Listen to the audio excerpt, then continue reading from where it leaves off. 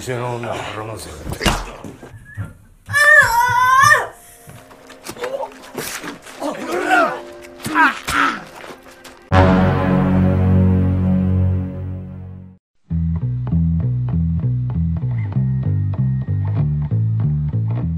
Halo semuanya, selamat datang dan kembali lagi bersama saya Jul di Namatin Film. Pada hari ini saya akan membahas film berjudul Mr. Long pada tahun 2017. By the way, sorry suara saya ini agak agak berat karena saya nggak bisa suara tinggi guys. Habis nonton konser Cherry Pop 2025 konser terbaik tahun ini di Yogyakarta. Ada bara suara yang dari itu soundtracknya istri dari masa depan. Nah itu, terus ada Fish, terus ada Reality Club dan lain-lain. Nah itu, aku teriak-teriak guys, jadi suaraku agak gini, sorry ya kalau mungkin lebih agak berat gitu ya. Jadi karena saya sudah kebanyakan yapping, tanpa perlu berlama-lama lagi, mari kita mulai saja alur filmnya.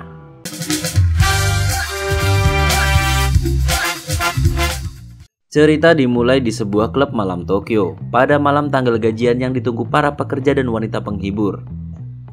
Di tengah keramaian itu, muncullah wanita cantik dengan rambut panjang bernama Lily, seorang pekerja andalan di tempat tersebut. Lily merupakan magnet utama klub itu, sebab selain cantik, dia berasal dari Taiwan dan memiliki postur tubuh memikat. Singkat cerita, Lily hamil dengan seorang staf bernama Kenji di sana. Bos Yakuza pemilik bar tempat Lily bekerja mengetahui kehamilan itu dan murka. Para gangster di sana langsung memukuli Kenji habis-habisan.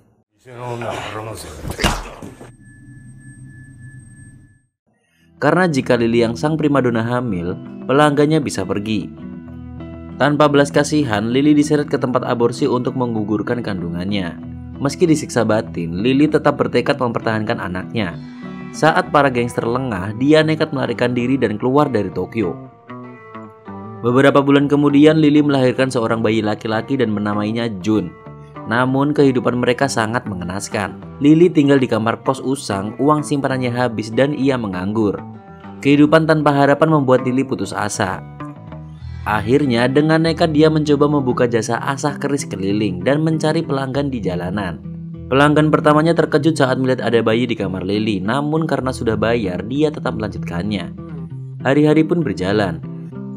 Lily terus menawarkan jasanya, sampai suatu saat dia kedatangan pria botak bernama Kentaro.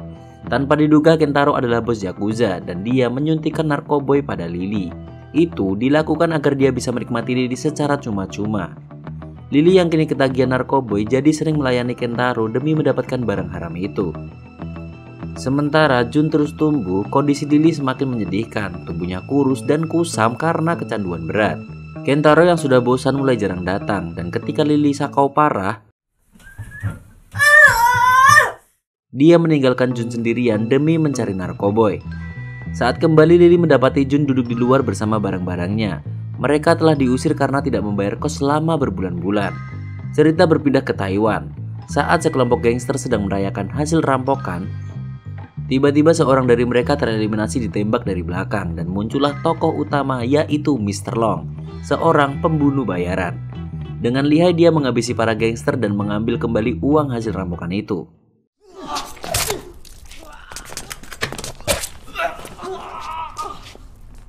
Setelah mengembalikan uang itu kepada bosnya, Mr. Long menerima tugas baru, yaitu mengeliminasi bos Yakuza bernama Shotaro di Tokyo.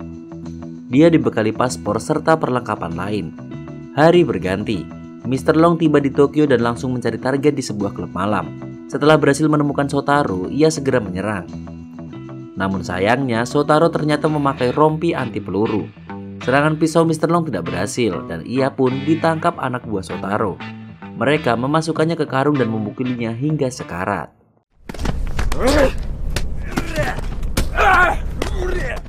Mr. Long kemudian dibawa ke tebing untuk dihabisi, tapi dari kejauhan, Kenji kekasih Lily muncul dan menanyakan keberadaan Lily.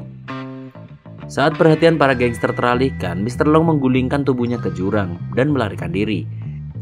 Kenji ikut terjun dan sempat menolong Mr. Long melepaskan ikatannya.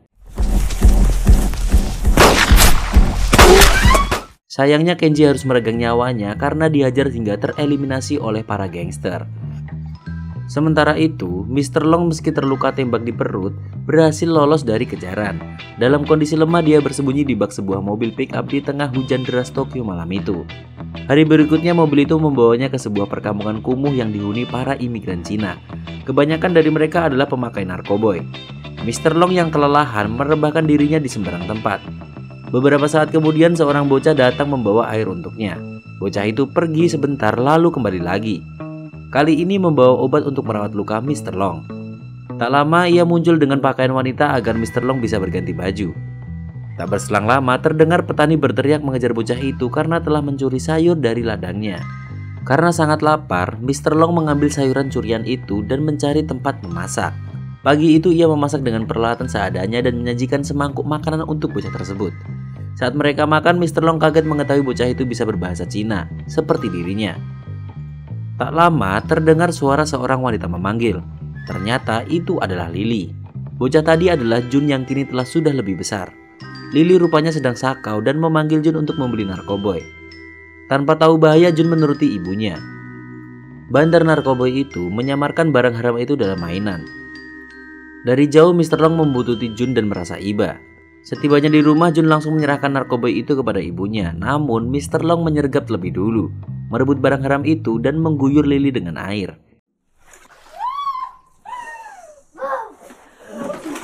Karena sakau, tubuh Lily menggigil dan ia memberontak.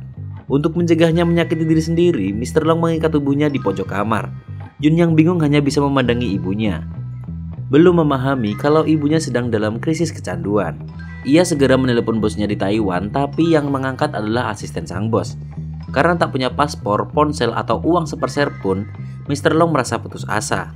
Untungnya ia mendapati informasi tentang kapal dari Jepang ke Taiwan yang akan berangkat pada 30 Agustus. Namun, harga tiketnya sebesar 3.300.000 yen. Mr. Long pun bingung bagaimana cara mengumpulkan uang sebanyak itu di kota yang penuh kemiskinan dan minim pekerjaan. Keesokan harinya Mr. Long kembali memasak. Aroma masakannya sampai ke tetangga bernama Pak Heisuke yang tertarik mencicipi. Pak Heisuke begitu terkesan hingga mengundang Mr. Long ke rumahnya untuk memasak. Masakan sederhana itu pun membuat para tetangganya penasaran. Dan pada malam harinya, Mr. Long diminta jadi koki dalam makan malam warga. Dengan semangat, mereka menyediakan berbagai bahan masakan. Bagaikan sulap, Mr. Long menyulap bahan seadanya menjadi hidangan yang luar biasa. Semua warga kagum dan ingin terus menyantap masakan buatannya. Akhirnya para tetangga menyarankan agar Mr. Long membuka usaha mie Taiwan. Tanpa ragu, mereka menyumbang listrik, gerobak, dan peralatan dapur bekas. Sesampainya di rumah, Mr. Long juga memasak bubur untuk Lily yang masih terikat di pojok ruangan karena kecanduannya belum hilang. Setelah memasakkan bubur, Mr. Long menyalakan lilin dan termenung di dalam gelap. Ia melihat lembaran uang yang ia dapatkan dari warga dan merasa mendapatkan secercah harapan. Mungkin dengan uang itu ia bisa membeli tiket kapal sebelum tanggal 30 Agustus tiba. Paginya Mr. Long dan Jun duduk memandangi gerobak pembelian warga. Tak lama kemudian para tetangga datang membantu membersihkan rumahnya dan ada yang membetulkan atap, memasangkan listrik, hingga menanam bunga di halaman. Semuanya dilakukan dengan tulus dan sukarela. Nah ini guys, sifat gotong royong guys. Sebagai pria dengan masa lalu yang kelam, Mr. Long hanya bisa tertegun melihat kebaikan mereka.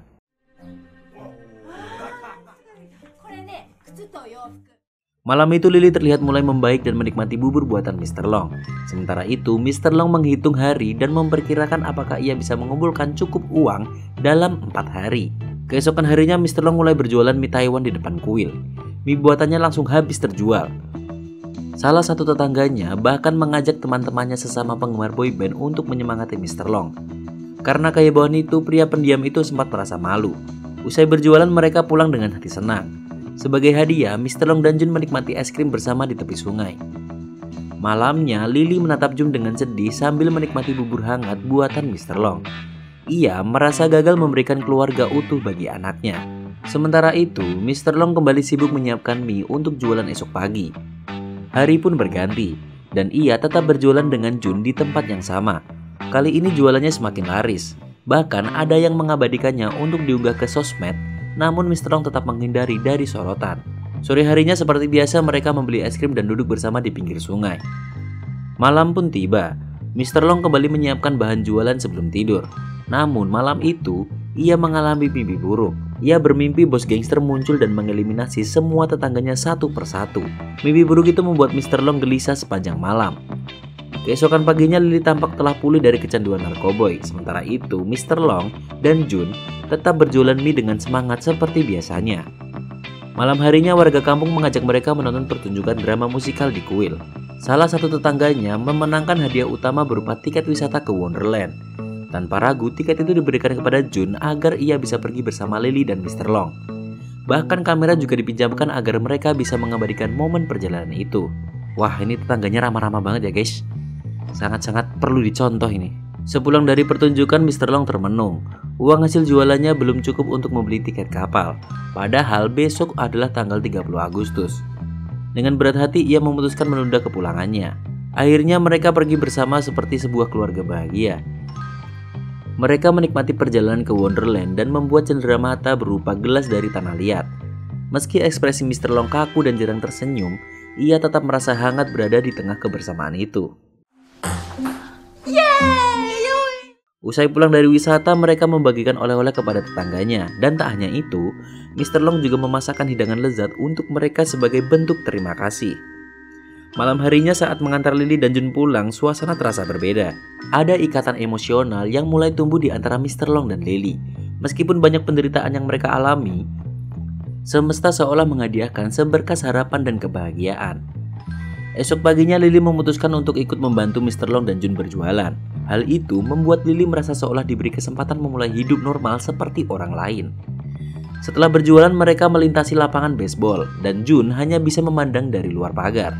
Mr. Long yang menyadari betapa besar peran Jun dalam membantunya jualan merasa iba, sebab bocah itu tidak pernah bermain dengan teman sebayanya. Akhirnya Mr. Long mendaftarkan Jun ke sekolah baseball, dan keputusan itu membuat Jun dan Lily sangat bahagia. Setiap hari Jun dengan penuh semangat berlatih bersama Mr. Long. Hubungan mereka bertiga kini semakin erat, bagaikan keluarga kecil yang saling menyayangi. Tibalah hari perlombaan yang diadakan oleh klub baseball Jun. Semua tetangga hadir memberikan dukungan penuh. Namun karena sorakan yang terlalu heboh, Jun sempat gugup. Meski begitu, ia berhasil mencetak poin penting dan membawa timnya meraih kemenangan.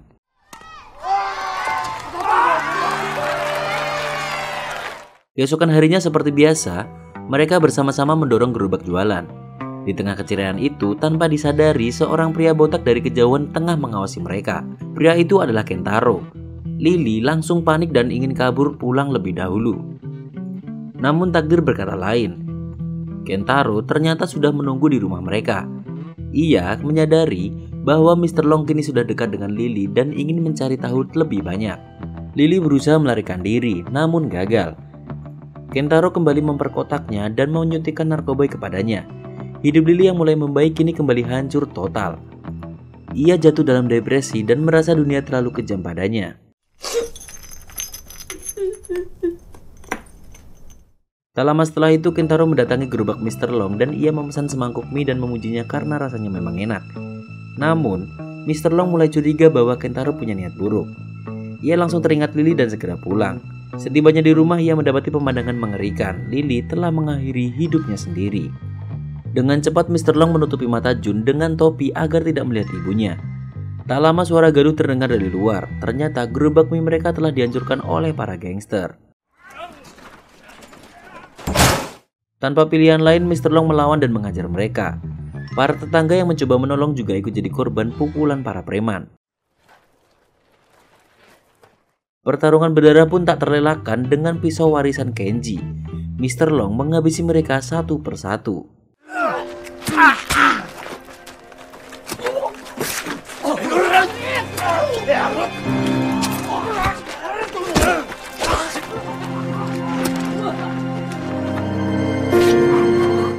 Setelah berhasil mengeliminasi Shotaro, Mr. Long akhirnya menang. Tapi warga yang melihat kebenaran tentang dirinya seorang pembunuh bayaran menjadi ketakutan. Demi keselamatan bersama, mereka terpaksa meminta Mr. Long untuk pergi dan kembali ke negaranya. Mr. Long pun meninggalkan kampung itu. Ya wajar sih guys kalau ada yang cukup umum, ini cukup rasional ya. Beberapa waktu kemudian ia tiba di Taiwan dan kembali menemui bosnya untuk menerima misi baru. Tapi tiba-tiba terdengar suara ramai dari luar. ternyata para tetangga dari Jepang datang mengantar Jun untuk bertemu Mr. Long. Dengan haru, Mr. Long memeluk Jun dan memutuskan untuk mengadopsinya. Jun pun disekolahkan dan mendapatkan kehidupan yang layak. Dan film pun berakhir.